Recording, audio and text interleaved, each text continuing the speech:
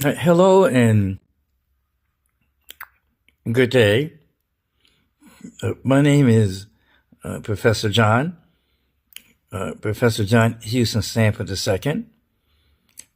I'm the proud director of ASAPI, which stands for the Advanced Study of African Renaissance Policies Ideas. We are globally headquartered in Mauritius with branches in South Africa, Namibia, and soon to be in a couple of other African countries.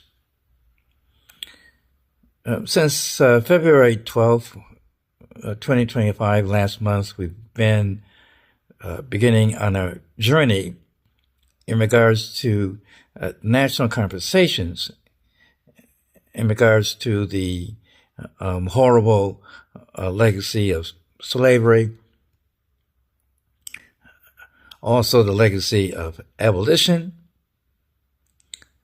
and the contemporary and historical cases of post-slavery empowerment in terms of African descendant people, and also all people. Lonnie Grenier, a famous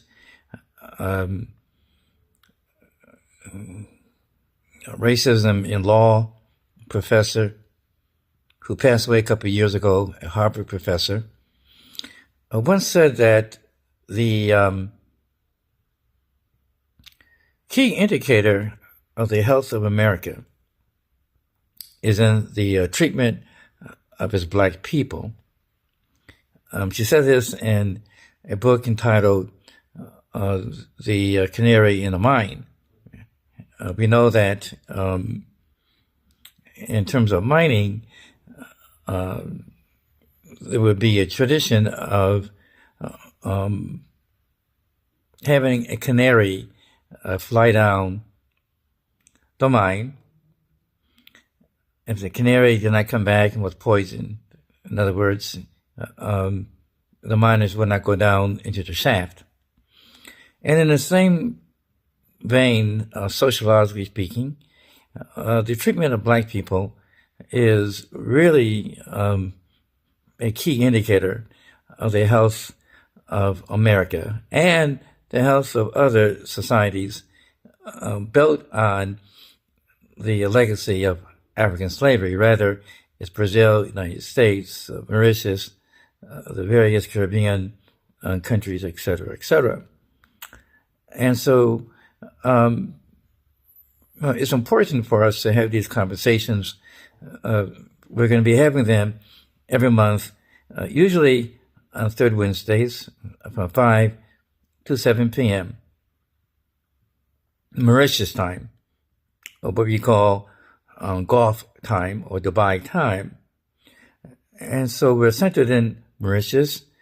Sometimes we have face-to-face discussions on a monthly basis, 5 to 7 p.m.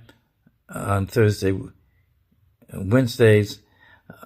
Sometimes we have hybrid meetings, as we had in this past February, in which we had some people on Zoom.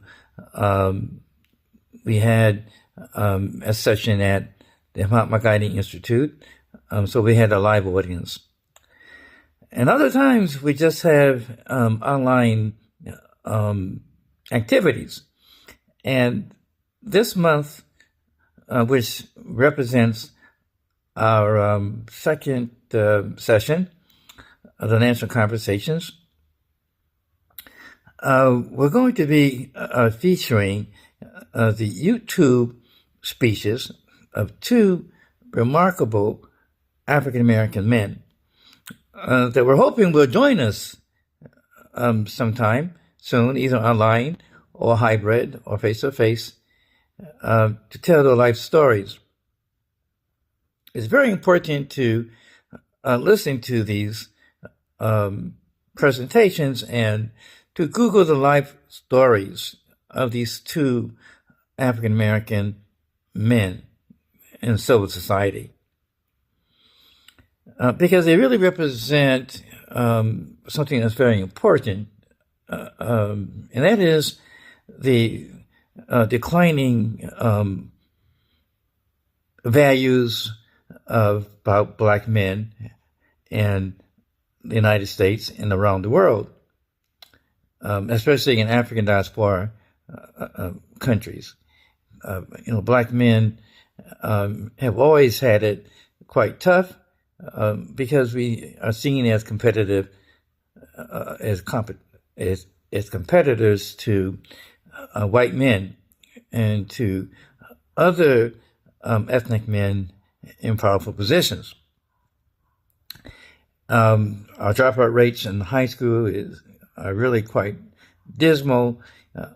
Over 60% of prisoners behind bars are African American men. A great number of African men cannot vote because they are felons. Our health is in tatters. When you see how many of us disproportionately die of prostate cancer, and more than that, of homicide. In fact, the homicide rate is so high among African American males between 15 and early 40s that some time ago the U.S. Public Health Service declared black male homicide to be an epidemic problem. And so when you hear a powerful African American man speak up, it is something to behold. And so I want you to do your own homework in regards to listen to these two remarkable brothers, one in the realm of elected politics and the other one in the realm of public theology.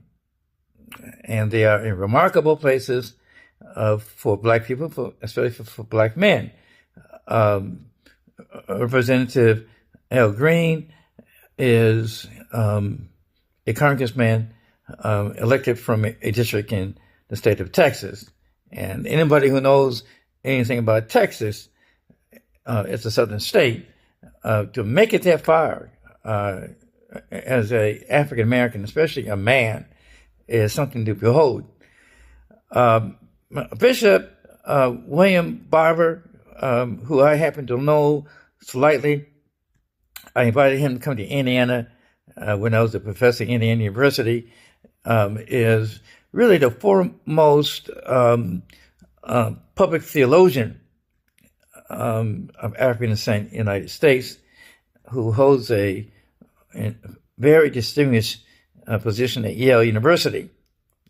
Okay, so please take it upon yourself